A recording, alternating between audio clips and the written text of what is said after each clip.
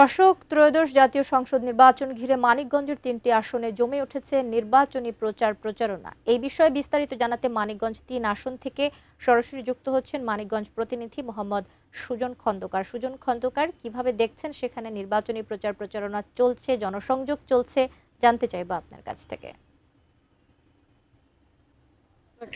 আপনি ঠিক দেখতে পাচ্ছেন, আমি এই মুহূর্তে দাঁড়িয়ে আছি একদম মানিকগঞ্জ বাস স্ট্যান্ডে। আপনাকে জানিয়ে রাখতে চাই যে মানিকগঞ্জে যে ৩টি সংসদীয় আসন রয়েছে, এর মধ্যে সব থেকে গুরুত্বপূর্ণ সংসদীয় আসন হচ্ছে মানিকগঞ্জ ৩। কারণ এই আসনটি হচ্ছে মানিকগঞ্জ সদর এবং সাটুরিয়া নিয়ে গঠিত।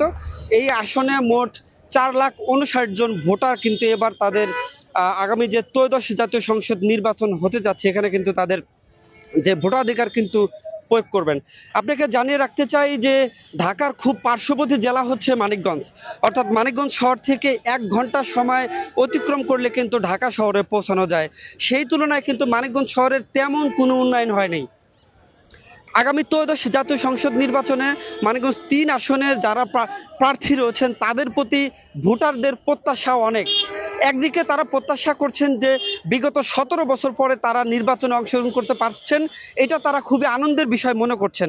অন্যদিকে তারা মনে করছেন যে এইবার যে প্রার্থীকে তারা ভোট দিয়ে বিজয়ী করবেন, সেই প্রার্থী যিনি অবশ্যই তাদের এই মানিকগঞ্জ ৩ আসনকে শিল্প কারখানায় রূপায়ণ করে, এমনটা কিন্তু তারা প্রত্যাশা করছেন।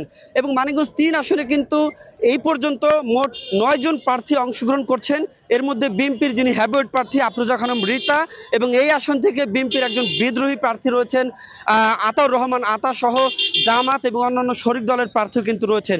সব মিলিয়ে যদি বলা যায়, আগামী ত্রয়োদশ যে জাতীয় সংসদ নির্বাচন 12ই ফেব্রুয়ারি অনুষ্ঠিত হতে যাচ্ছে, সেই নির্বাচনে মানিকগঞ্জ ৩ আসনে কিন্তু একটা জাঁকজমকপূর্ণ নির্বাচন হবে এবং একটা প্রতিযোগিতাপূর্ণ নির্বাচন হবে, যেখানে ভোটাররা তাদের ভোট দিয়ে কিন্তু যোগ্য প্রার্থীকে নির্বাচিত করবেন, যে তাদের এই মানিকগঞ্জ জেলাটাকে শিল্পায়নে রূপান্তর করবে, এমনটা কিন্তু তারা প্রত্যাশা করছেন। যে এই ছিল